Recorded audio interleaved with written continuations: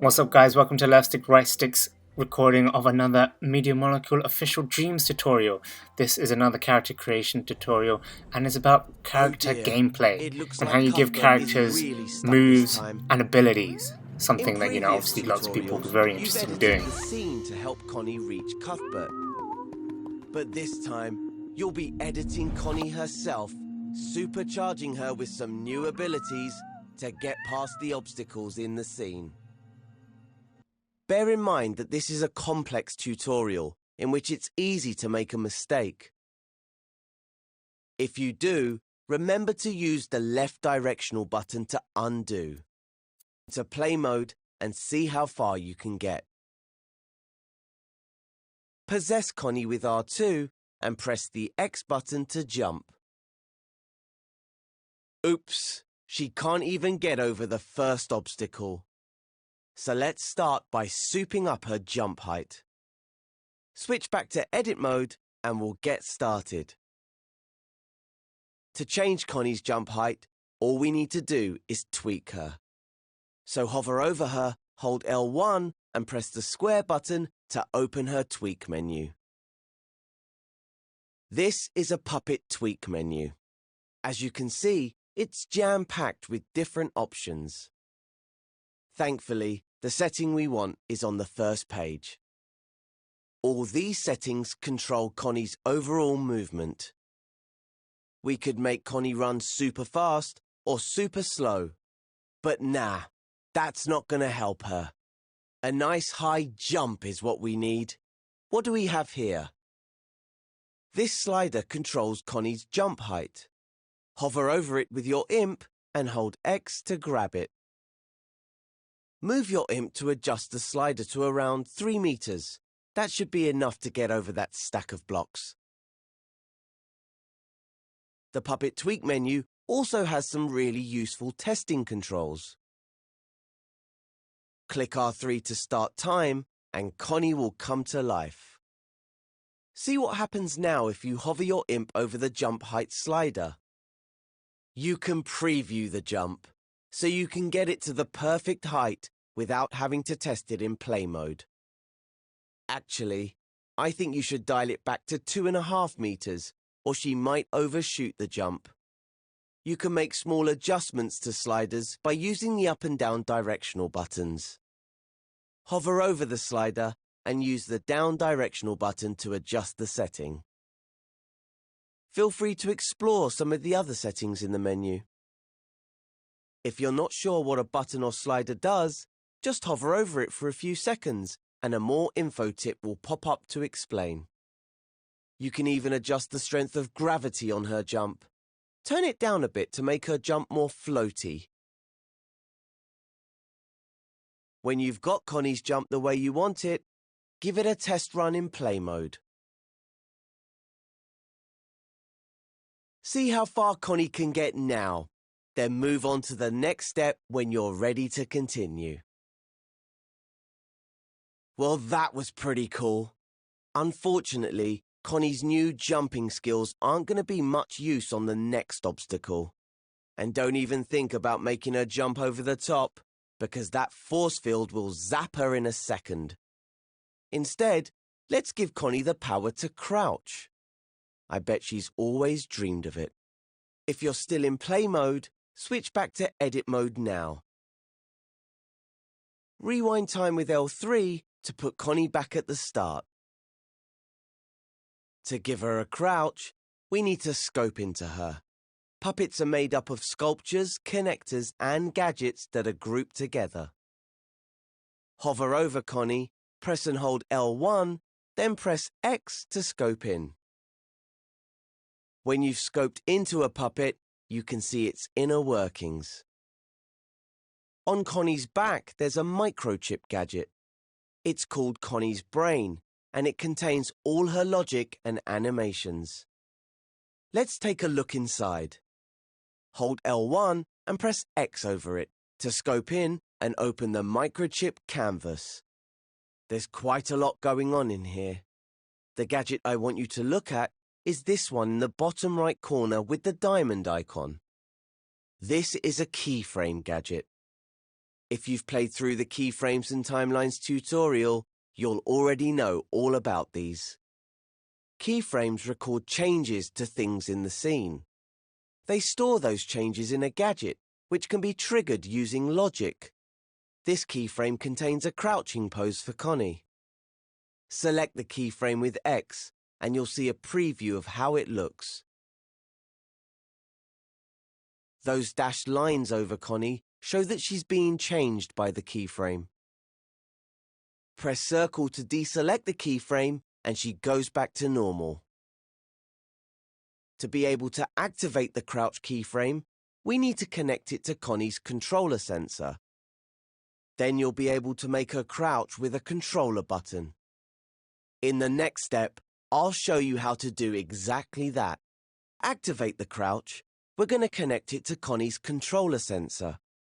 If you've closed her microchip, scope back into her and then scope into the microchip to open it up again. The controller sensor is the large gadget on Connie's microchip. It has a controller icon on it. Open up its tweak menu with L1 and square. Now you have a microchip and a tweak menu open, you may need to arrange them on the screen. Make sure that the controller sensor and its tweak menu stay to the left. This is because they generate signals, and signals flow through gadgets from left to right in Dreams. You can also save the 3D space position of tweak menus and microchips, or pin them to the screen, using the buttons that appear at the top when hovering over the canvas. This will help you keep them tidy while you're editing logic, which is very important as it's easy to make mistakes. Now, let's take a closer look at that controller sensor. Ah, look, controller buttons. Just what we need. All playable characters contain a controller sensor gadget like this one. But the gadget can also be used for any situation where you want to detect button presses. To assign our keyframe to a button, we just need to wire it to the controller sensor. We won't use a circle button as that depossesses Connie, and X makes her jump. So how about the square button to crouch? Make sure you can see the keyframe on the microchip. Move the tweak menu with R2 if you need to. If you hover over the square button in the controller sensor menu, you'll see ports appear on either side of it. They're just like the ports you see on gadgets. Ports on the left are inputs, and ports on the right are outputs. Now, you need to be very precise for the next part, as it's easy to make a mistake. Carefully hover your imp over the output port of the square button, and press X to create a wire. Stretch that wire over to the keyframe, and connect it to the power port on the bottom of the gadget with X. If at any time you make a mistake, just undo it using the left directional button. Once your crouch move is all wired up, close the controller sensor tweak menu. Hover over it, hold L1, then press circle to close. Now try out Connie's new crouch in play mode. See if she can make it under the second obstacle.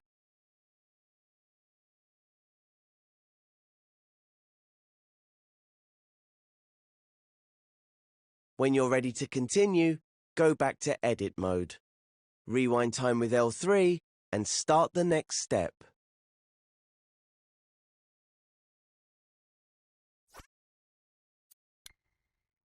Right, we're on to the final obstacle.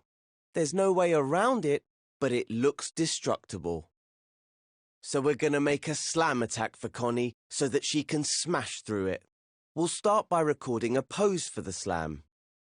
We can do this using a keyframe. Scope back into Connie and open up her microchip if it isn't already open.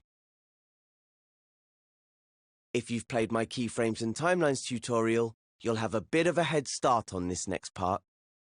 Go to the Assembly menu and open the Animate menu. Select the keyframe with X. You'll now have a keyframe gadget on your imp. Stamp it somewhere in the scene with R2 or X. The keyframe records changes you make to objects and settings in the scene. It starts recording as soon as you stamp it. You can tell it's recording because your imp will change shape and colour. Now that we're recording, grab Connie's upper body with R2 and drag it gently down to the floor. Because we're scoped into her, we can move her body parts individually to create a pose. If we weren't scoped in, we'd move Connie's whole body. Notice that her knees automatically bend. Make sure her cone is all the way down to the floor so that you can't see her legs. Keyframes can record changes to anything, even tweak menu settings. So, just for visual flair, let's also make her glow. Hover over Connie's cone, hold L1 and press square to open its tweak menu. Because we're scoped in, this opens the tweak menu for the sculpture itself, rather than the puppet. All the settings on this page change the way Connie's cone looks. Look for the glow slider on the first page. Its icon is a sun. Raise the glow up to about 40%. Once you've set the glow, select Stop Recording in the context menu to store the changes to the keyframe. You can close the tweak menu now too. Just hover over it, hold L1 and press circle.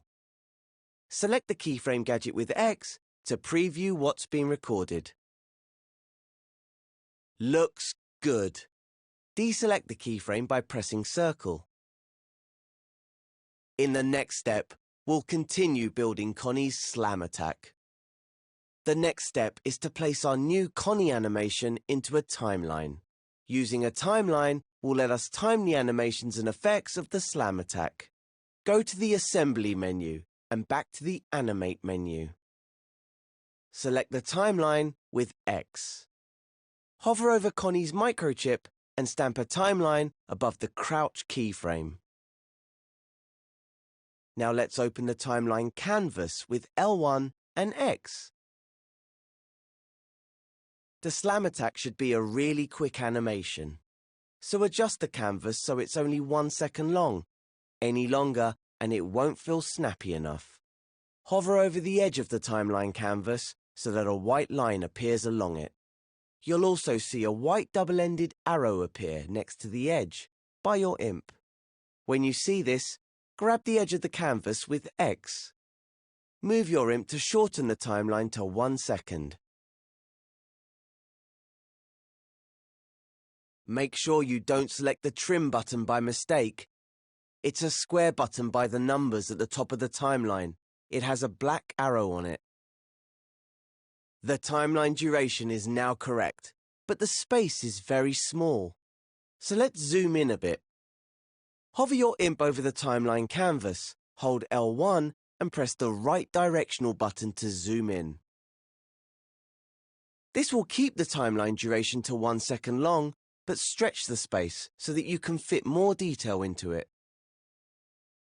If you need to zoom out, just hold L1 and press the left directional button. Now let's put our slam attack keyframe onto the timeline. Grab the keyframe with R2 and place it at the start of the timeline canvas. Make sure you've got the slam keyframe and not the crouch one. The gadget automatically snaps to the surface of the canvas. The keyframe is only a fraction of a second long at the moment, but we need it to fill the length of the timeline. So hover over the keyframe and hold the up directional button to scale it. Make it the same length as the timeline. Now we want to wire the timeline up to a button press, just like we did with the crouch. Move the timeline canvas so that you can see the controller sensor and the timeline gadget. Open the controller sensor tweak menu with L1 and square. I'm going to use L1 as the slam attack button. Hover over the output port of the L1 button and press X to create a wire. Stretch the wire down to the timeline gadget and connect it to the power port on the bottom. You can now use the L1 button to perform Connie's slam attack. Give it a try in play mode.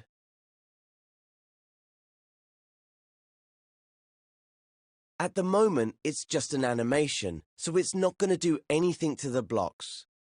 But in the next step, I'll show you how to add some force to it. When you're ready to continue, return to edit mode, rewind time, and start the next step. The slam attack animation is all set up, but it's not doing much besides looking cool, so we need to add a gadget to our timeline that will emit a force when Connie slams the ground. The gadget we're going to use for this is the force applier. Go to the assembly menu and open the gadgets menu. Find the Move as an Output menu and open it with X. The icon for the force applier looks like a gust of wind. Select it with X to equip it to your imp. I hope you've still got the timeline open. If not, open it with L1 and X. Stamp the force applier onto the timeline canvas below the keyframe.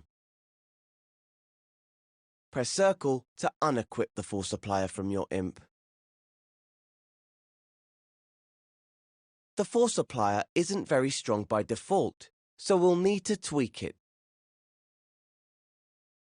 To open its tweak menu, hover over the gadget, hold L1 and press square. At the top of the tweak menu is the force strength slider. Its icon is a beefy arm. Drag it all the way up to 100% using your imp. That will ensure the force emitted will overcome the gravity in the scene and the friction between the blocks. Next, increase the force speed to 10 meters per second. That will give the slam attack some punch. If you take a look at Connie, you'll see a green zone around her.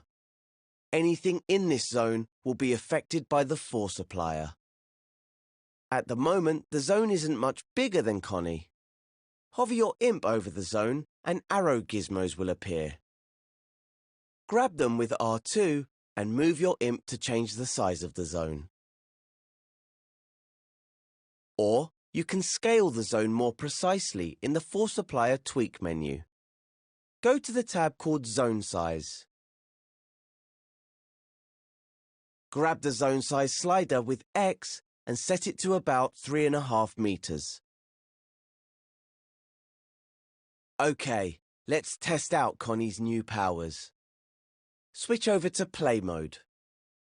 Possess Connie and give her new slam attack a try. Oops! Looks like it's more power than Connie can handle. The force applier is pushing her off the platform. Switch back to edit mode and rewind time. In the final step, I'll show you how to tweak the force applier so that it only affects the objects we want it to. To prevent the force applier from pushing Connie off the platforms, we're going to use labels. Scope back into Connie and open up her microchip. Open the timeline canvas with L1 and X. Now tweak the force applier with L1 and square. Labels can be given to any object in the scene, and gadgets like the force applier can detect them. In the force applier tweak menu, go to the Labels tab. By default, it will detect all labels. There are labels for all sorts of objects: foes, scenery, targets. The friend label is used for playable characters like Connie or friendly characters like Cuthbert. So if we deselect it, the force applier will no longer affect Connie. Hover over the friend button and press X to deselect it. It's the button with the heart icon. Now Connie should be able to blast through the blocks without firing herself off into space. Use her new skills to pass all the obstacles. And you can use your new skills to create some characters for your scenes.